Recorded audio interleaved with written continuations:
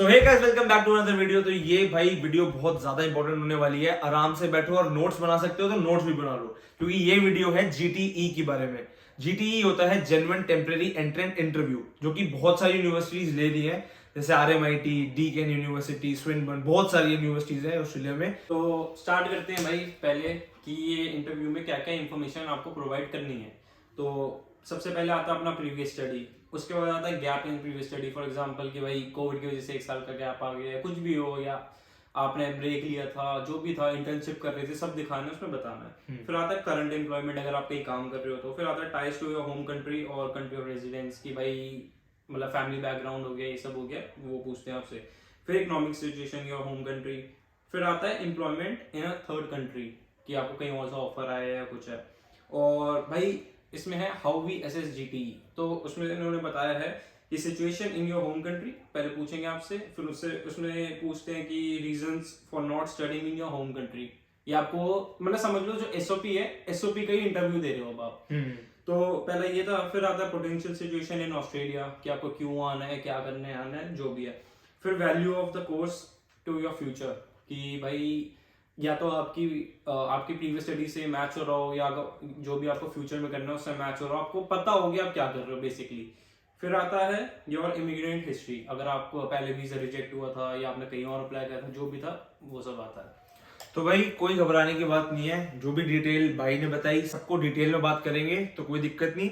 बात करते हैं जीटीई के। कई बार 2 स्टेप्स होते हैं, दो तरीके से अप्रोच किया जा सकता है। पहले ही अप्रोच है कि हो सकता है आपकी डॉक्यूमेंटेशन पहले मांग ले, फिर कंडीशनल ऑफर एक्सेप्टेंस आ जाए, फिर जीटीई हो सकता है।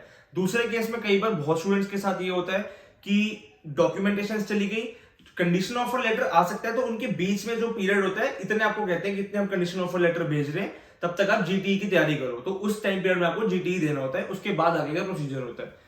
तो जैसे अगर हम आरएमआईटी की बात करें, तो कई बार इनिशियली वो आपसे एसओपी मांगते हैं, एसओपी के साथ साथ ही जीटीई के लिए बोल देते हैं कि आप उनकी प्रिपरेशन स्टार्ट कर सकते हो।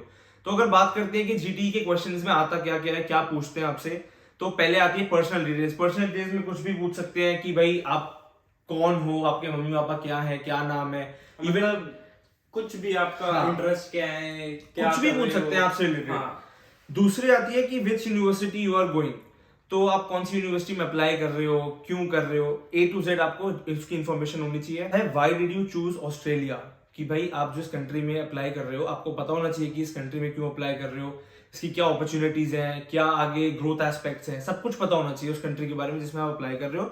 तो आपको उस पॉइंट पे आपको प्रैक्टिकल और लॉजिकल रीजंस देने हैं, और वो उसमें आपको बेसिकली कॉन्फिडेंट होना है। तो फिर आता है फैमिली बैकग्राउंड। फैमिली बैकग्राउंड में भी आपका सब कुछ आ सकता है, कि कुछ भी पूछ सकते हैं, अपने सिबलिंग के बारे में बता दो, या कोई अपने रिलेटिव के बारे में बता दो, या कोई था जो मतलब कुछ भी, बेसिकली आपका कुछ भी फैमिली का पूछ सकते हैं।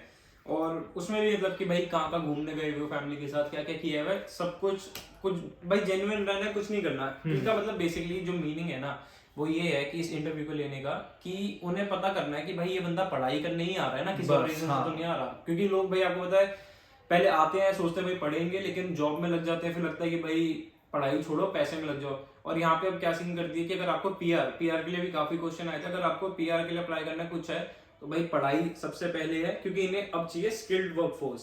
पहले था कि भाई पीआर इजी था, अब नहीं है। अब बहुत कोर्सेज में मतलब इन्होंने बेसिकली मेजर तो 3-4 में ही ऐड करा है, बट बाकी कोर्सेज में भी है, लेकिन उनके लिए आपको पूरा भाई पता होना चाहिए आपने क्या पढ़ा है क्या नहीं करा है, तो पढ़ाई पे ज्यादा ध्यान जाना चाहिए। आपकी वर्क हिस्ट्री वगैरह पूछ सकते हैं, आपका एकेडमिक बैकग्राउंड पूछ सकते हैं कि आपने बैचलर्स में क्या करा है, क्या जो आपने बैचलर्स में करा हुआ है क्या उससे रिलेटेड कोर्स आप कर रहे हो वो अलाइन होना चाहिए।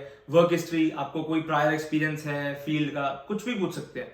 फिर आता है कि चॉइस ऑफ कोर्स, जिस कोर्स में आप अप्लाई कर रहे हो, जिस कोर्स में आप एनरोल कर रहे हो, उसके बारे में पता होना चाहिए कि वो अगेन उसकी स्ट्रेंथ्स क्या है, वीकनेसेस क्या है, अपॉर्चुनिटीज क्या है। आपको अपने कोर्स की एग्जैक्ट और फुल डिटेल्स होनी चाहिए कि वो मेरे को किस वे में हेल्प कर सकता है, किस वे में नहीं हेल्प कर सकता। क्योंकि बेसिकली भाई यही है, कई बार क्या होता है आप कोर्सेज देखते हो, आपको बाहर से देख के लगता है भाई बिजनेस आईटी है, चलो कुछ नहीं होगा, कर लेंगे, थोड़ा बहुत कंप्यूटर हो गया होगा, लेकिन नहीं, पूरा कोर्स के बारे में जानो, पता करो कि भाई क्या क्या सब्जेक्ट्स होते हैं इसके अंदर। क्योंकि बहुत बच्चे आते हैं उन्हें पता नहीं होता, यहाँ पे आके बोलते हैं भाई ये क्या ले लिया हमने।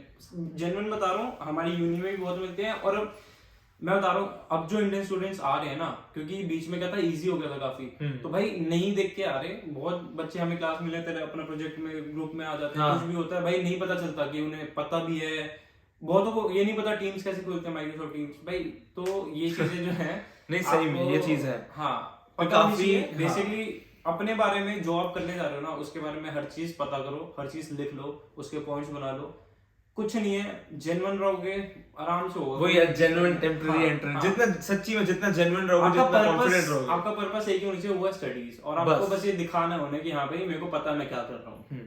तो बेसिकली वही है कि उनको ये लगना चाहिए कि आप सच्ची में इंटरेस्टेड हो इस चीज में, आपको चीजें पता होनी चाहिए एग्जैक्टली।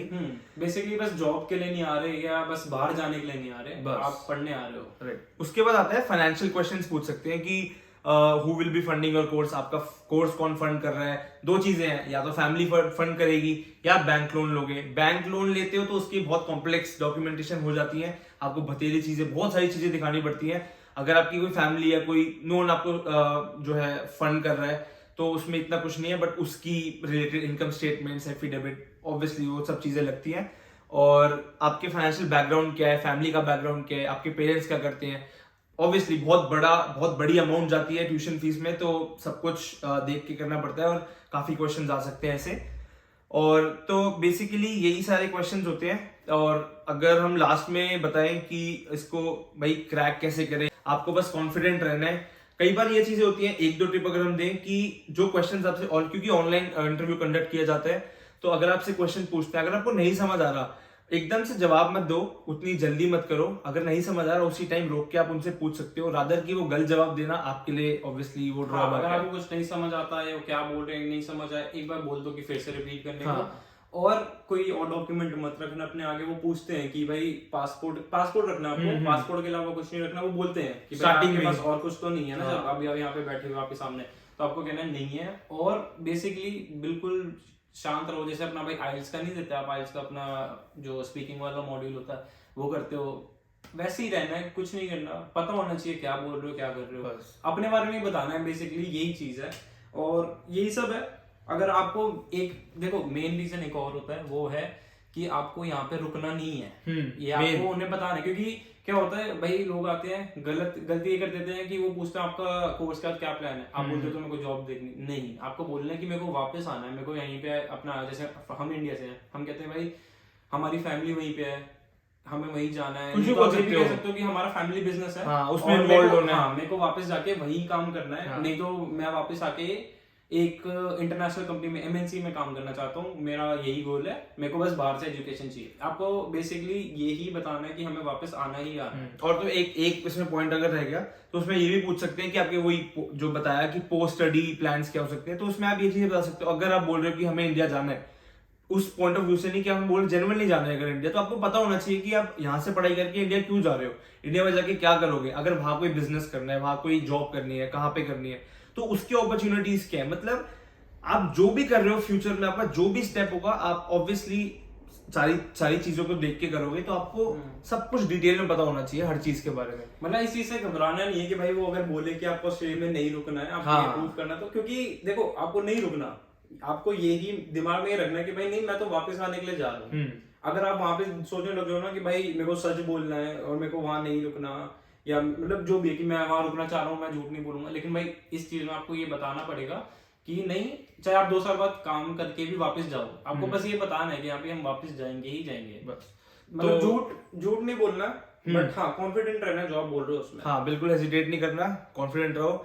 जिसका भी अपकमिंग जीटी इंटरव्यू आ रहा है, सबको ऑल द बेस्ट, सबका अच्छा जाएगा। करो भाई, कोई दिक्कत नहीं है। और अगर आपको ऐसे पीआर वीआर के रिलेटेड भी एक और नेक्स्ट वीडियो चाहिए तो वो भी बनाएंगे, आप बताना, कमेंट्स कर देना कोर्स में पीआर है, किस में नहीं है, क्या चीजें कर सकते हो, जो भी है, जो उनसे भी क्वेश्चन से जो भी है आपको कमेंट कर दो, हम वो वीडियो बनाएंगे। तो इस वीडियो के लिए इतना ही था।